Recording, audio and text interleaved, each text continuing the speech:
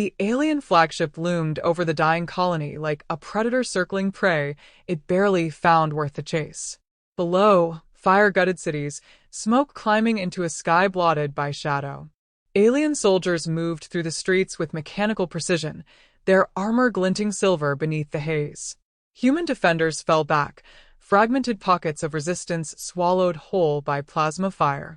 The alien commander watched the slaughter from the bridge's wide viewport, one clawed hand resting lazily on the edge of his command chair, the picture of aristocratic boredom. "They call this a military outpost," one of his lieutenants said, his voice thick with derision. "More like a museum exhibit of primitive courage."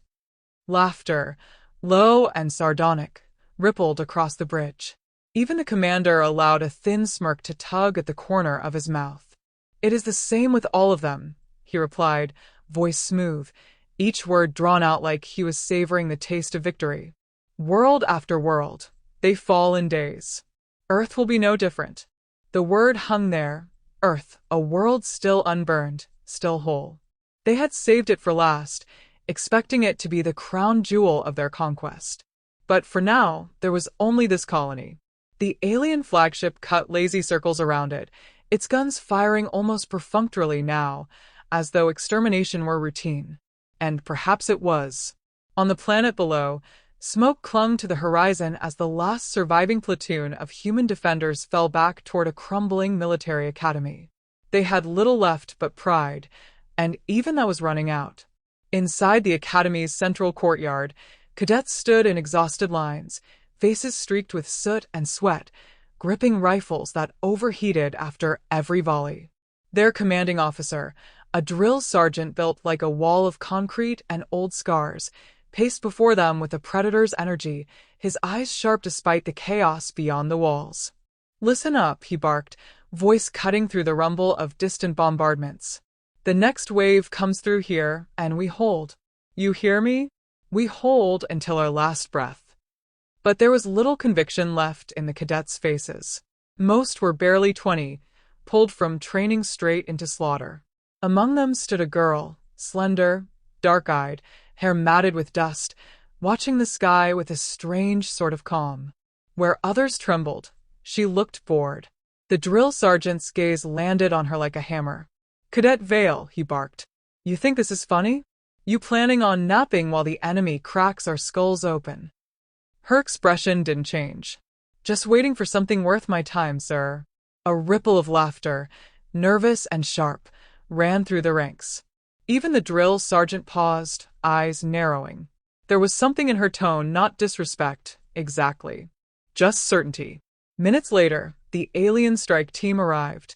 They descended on pillars of light, towering figures in armor designed to terrify, their commander leading from the front. He was taller than the rest, blade in hand, his posture radiating arrogance. The courtyard walls shook as they landed. The drill sergeant didn't flinch. He stepped forward, voice booming. "You want this academy, you bastards? You're gonna have to earn it." The alien commander tilted his head, amused, and barked something in his language. One of his soldiers translated, voice metallic through the helmet speakers. "He says he'll give you one chance, human. Block his strike, and he'll spare your cadets. Fail, and they die screaming." The alien raised his blade, grinning as though the outcome were already written. "Vale," the drill sergeant growled. "Step up." The girl didn't rush. She didn't even blink. She walked forward like someone crossing a street, rolling her shoulders as though shaking off sleep. The alien commander's grin widened. "Block this," he taunted, voice dripping contempt, and swung with blinding speed, the blade whistling through the air toward her head. She yawned, and her hand shot up, catching the blade mid-swing with a crack of metal on flesh. Her boots didn't even slide in the dirt. The courtyard froze. The alien commander stared down at his weapon, trapped in the grip of a girl who looked like she'd rather be anywhere else. Slowly, very slowly, she pushed it aside like someone moving an inconvenient curtain. "Was that it?" she asked softly. The drill sergeant's eyes flicked from her to the alien commander and back again. Somewhere deep inside, a grin threatened to break his face in half. But the alien commander wasn't grinning anymore. He tore the blade free, stepping back, mask of arrogance slipping just slightly. Around them, his soldiers shifted uneasily. This wasn't how it was supposed to go. Humans bled, begged, broke. They didn't do this. Up on the flagship, sensors began flashing warnings. Strange energy readings, faint but growing, bled across the system. Orbital cannons long thought abandoned began to power up, their signatures blooming across tactical screens like angry stars waking from slumber. The alien commander second in command leaned closer, voice low. "Sir, these readings. They weren't here before." The commander ignored him, though his knuckles tightened on his blade. The drill sergeant folded his arms, watching the unease ripple through the enemy ranks. When he finally spoke, his voice was calm, almost conversational. "You boys made a mistake coming here." A beat of silence. "Earth," he said softly, eyes never leaving the alien commanders, "isn't a colony. It's home." From orbit came the first rumble of something massive stirring beneath the planet's surface, a sound felt more than heard. The alien soldiers shifted again, armor clinking nervously. And the girl, Cadet Vale, dropped the alien blade at her feet like it weighed nothing at all. Above, the stars themselves seemed to lean closer, waiting. The alien commander suddenly, viscerally, understood that the war was about to change. The courtyard fell silent except for the faint whine of alien engines retreating toward the sky. Cadet Vale stood over the alien blade she had discarded, her face unreadable as though what she had done was nothing more than swatting aside an insect. The alien commander stared at her with an expression humans couldn't quite read, some alloy of rage and unease flickering beneath the surface. His soldiers shifted, the arrogance draining from them in visible increments. Overhead, the alien flagship was no longer circling lazily. Its formation had tightened, its weapons repositioning not to intimidate but to defend.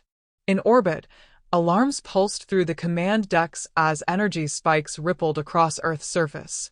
For decades, satellites had mapped the planet's infrastructure, cataloging every base, every silo, every scrap of obsolete machinery, yet nothing like this had ever appeared before. Deep below the Academy, lights were coming alive in tunnels forgotten by most of humanity. Whole command bunkers long thought abandoned hummed to life, power surging through cables thick as tree trunks. Encrypted transmissions leapt skyward like thrown spears, bouncing across hidden relay networks that had slept in silence for generations. On the alien bridge, technicians scrambled over sensor displays, their voices rising. Defensive systems emerging from underground, multiple orbital launch platforms activating. Energy signatures, unidentified. The commander's jaw tightened. He turned toward his communications officer. "Demand their surrender again. They're scavengers with delusions of strength. One display of orbital firepower will break them." But even as he said it, he didn't believe it the way he would have an hour ago. Down on the planet, the drill sergeant studied Vale the way one might regard a weapon found in the dust, curiosity edged with respect. She met his gaze briefly, then knelt to inspect the alien blade like it were little more than scrap metal. "Where'd you learn to move like that?" he asked, voice quieter now, but still rough around the edges. Vale didn't look up. "I didn't learn it," she said simply. "I just do it." Something about the way she said it unsettled him, like there was a history she wasn't sharing.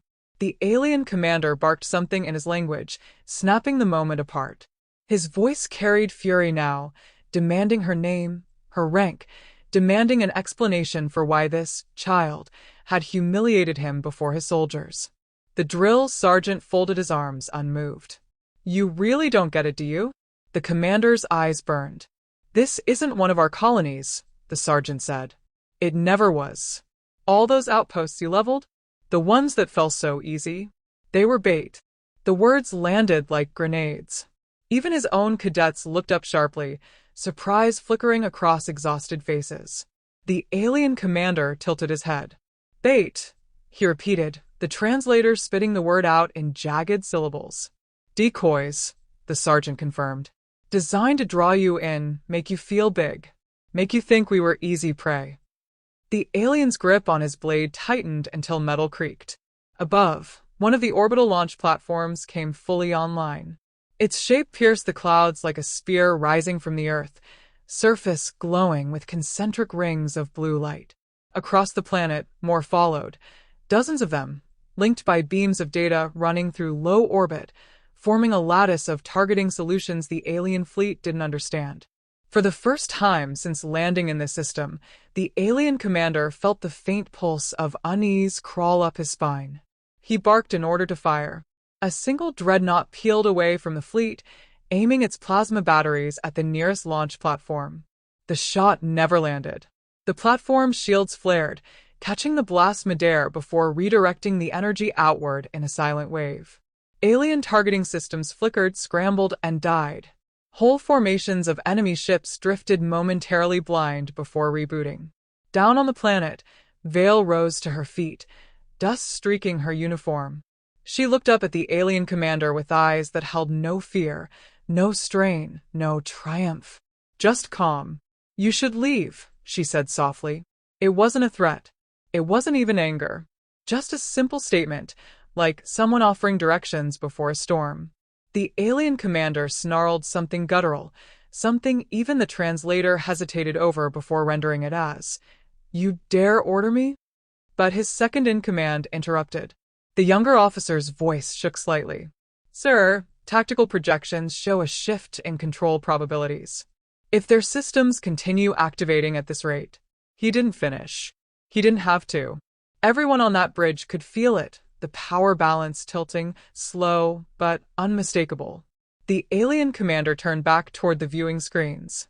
On one, human generals were appearing via intercepted transmissions, men and women in underground bunkers speaking in cool, measured tones, issuing coordinates, activating units that hadn't existed on any alien map. Not once did they raise their voices. The alien commander had fought empires before. He had faced rebels, pirates, insurgents who screamed defiance before being crushed under his fleets. This felt different. These humans moved with precision, with the quiet confidence of predators who had spent a long time sharpening their claws while pretending to be weak. On one intercepted channel, a human admiral leaned toward the camera, his face half-lit in the glow of tactical screens. "This engagement ends on our terms," he said evenly. "Not yours." And then, without flourish, he began issuing attack orders. Alien ships exploded before they even realized they were under fire. Kinetic slugs traveling at near-relativistic speeds tore through hulls like paper. Drones launched from underground silos swarmed upward in impossible numbers, moving as though guided by a single will, slipping through gaps in the fleet's defenses with surgical precision. On the bridge, the alien commander gripped the railing, watching his fleet status icons wink out one by one. What is this?" his second whispered. No one answered. Down in the courtyard, Vale watched the sky light with silent fire as alien ships burned in orbit. Her expression never changed, though the cadets around her stared upward with wide eyes caught between awe and terror. The drill sergeant glanced at her once, then at the alien commander, who now looked nothing like the arrogant conqueror who had landed here an hour ago. His blade hung at his side. "You're starting to get it," the sergeant said. The alien commander didn't reply. Far above, in the cold silence of orbit, whole sectors of the alien fleet broke formation and began retreating toward deep space. The rest stayed, either too slow or too proud, and died for it. The commander's eyes followed them as they vanished into the dark.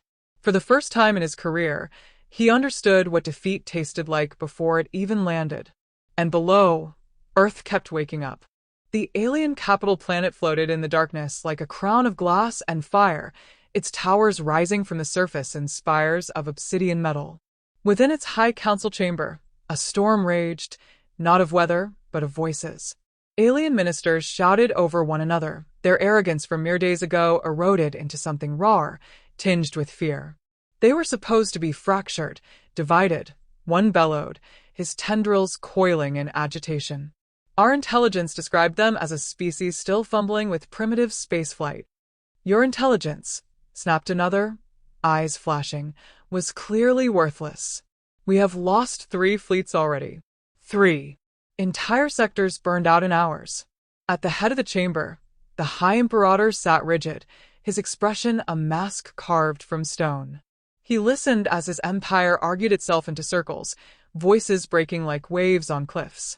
The words retreat and negotiation slipped in among the shouting now, timid at first, then louder with each passing moment. Only one voice stayed measured, Commander Theres, the man who had first led the assault on Earth. He stood with arms behind his back, posture iron straight despite the weight pressing visibly on his shoulders. "They knew we were coming," Theres said finally, his voice slicing through the noise. "Every step we took, they let us take.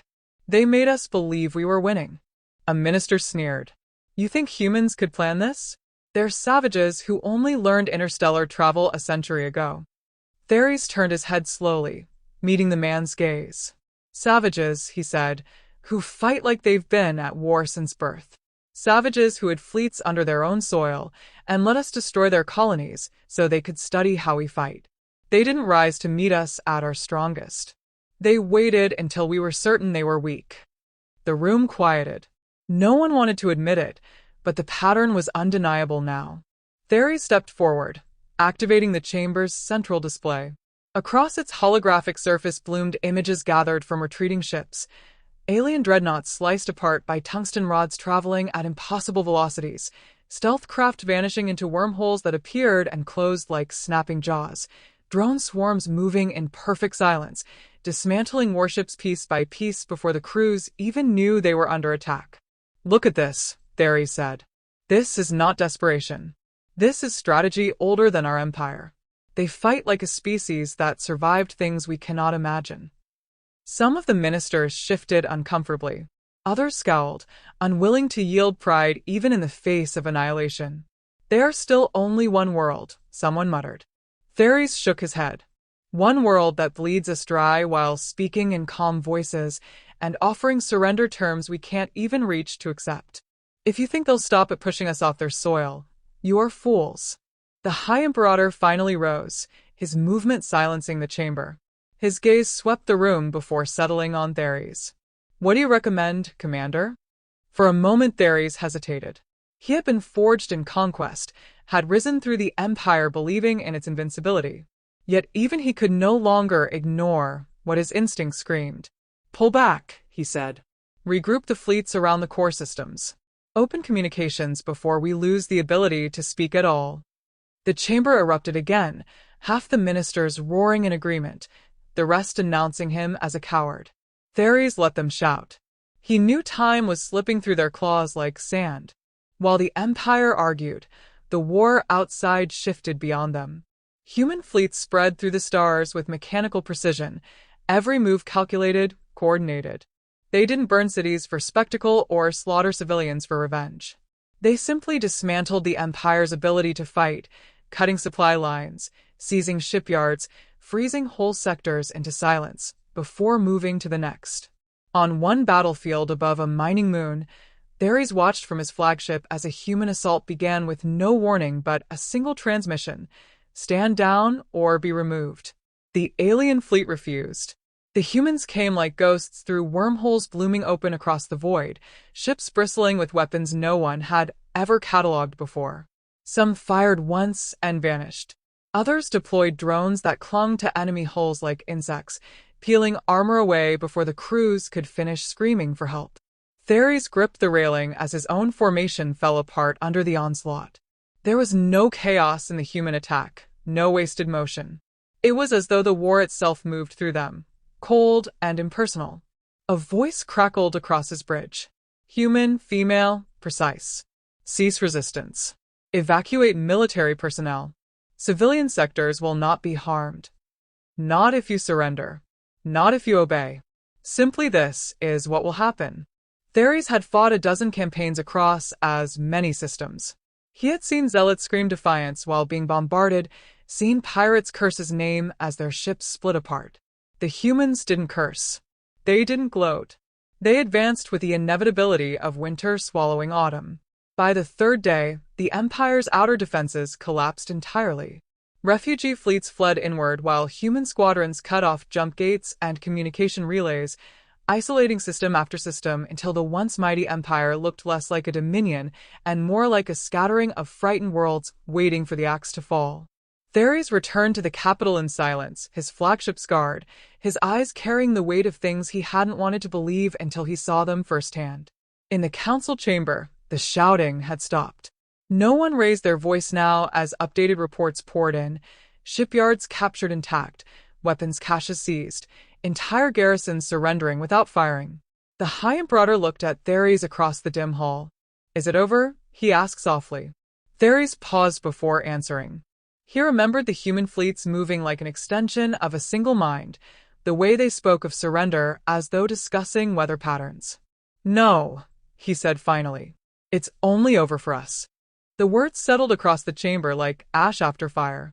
Outside, above the Empire's throne world, human ships slipped from wormholes and took silent positions in orbit, weapons powered but unfired. They made no demands. They were simply there, waiting. The alien capital city was silent when the human delegation arrived. No sirens, no final volleys of resistance, just the quiet thrum of landing craft settling on palace platforms that had once hosted imperial parades. The Empire's banners hung unmoving in the still air, faded and brittle after days without power. Commander Theres stood at the edge of the landing zone as the human officers disembarked. He had expected soldiers in ceremonial armor, perhaps triumphant leaders eager to carve victory into stone. Instead, they wore simple dark uniforms marked only by rank, faces unreadable, as though this moment carried no triumph worth celebrating. At their head walked a woman with iron-gray hair cropped close to her skull. She moved without hesitation, eyes sharp but not unkind, studying Theres as though weighing more than his worth as an enemy. "Commander Theres," she said, her voice even. "I am Admiral Raven. We accept your surrender."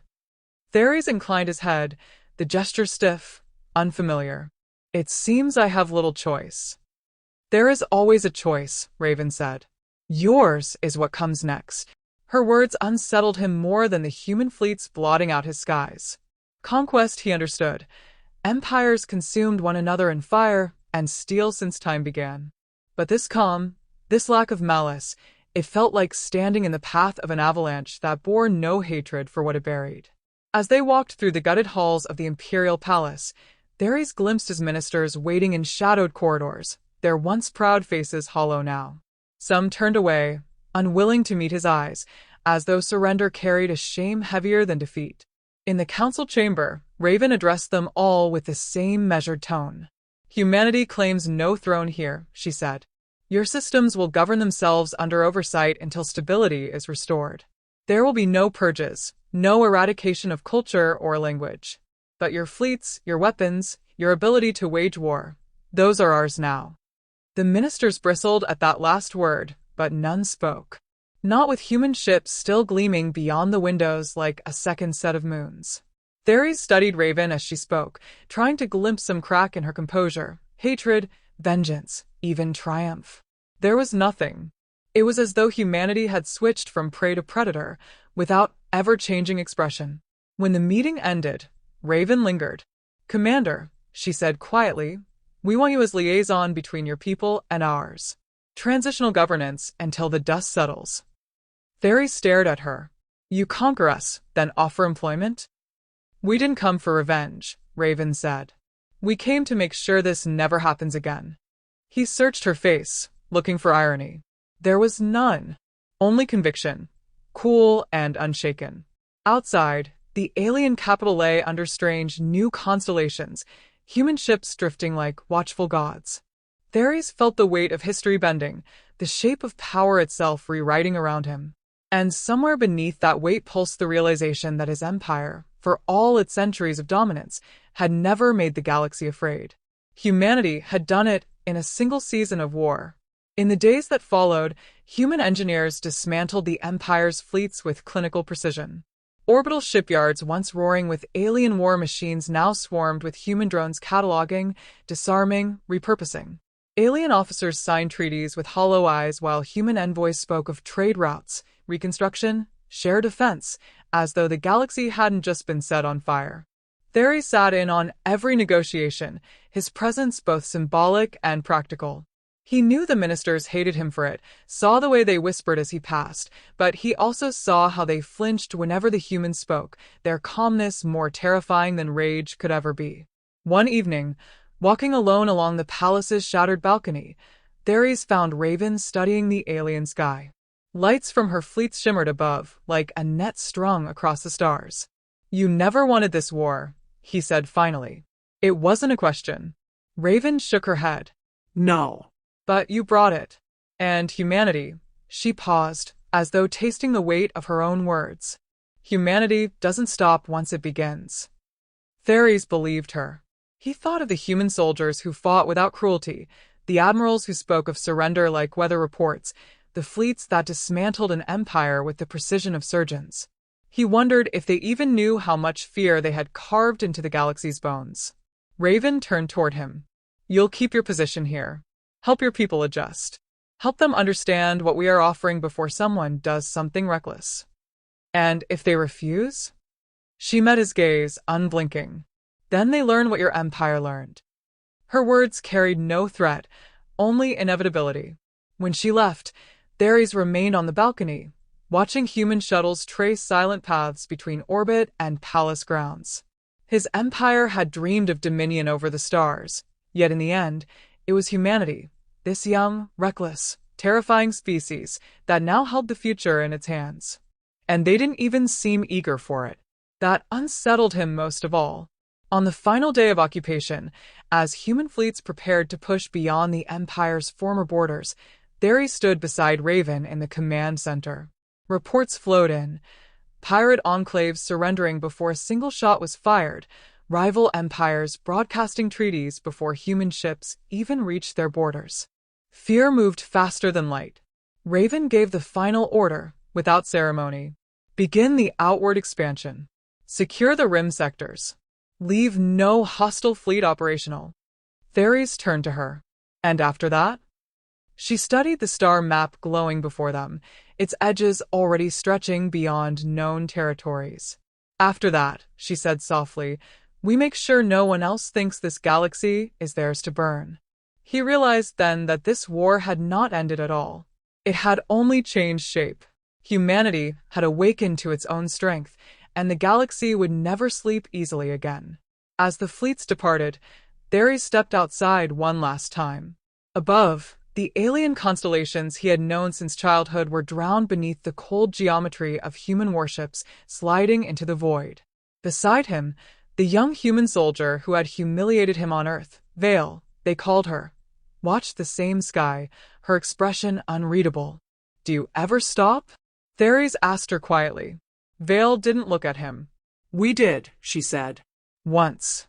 Then the fleets vanished into the dark, leaving behind a galaxy that would never be the same.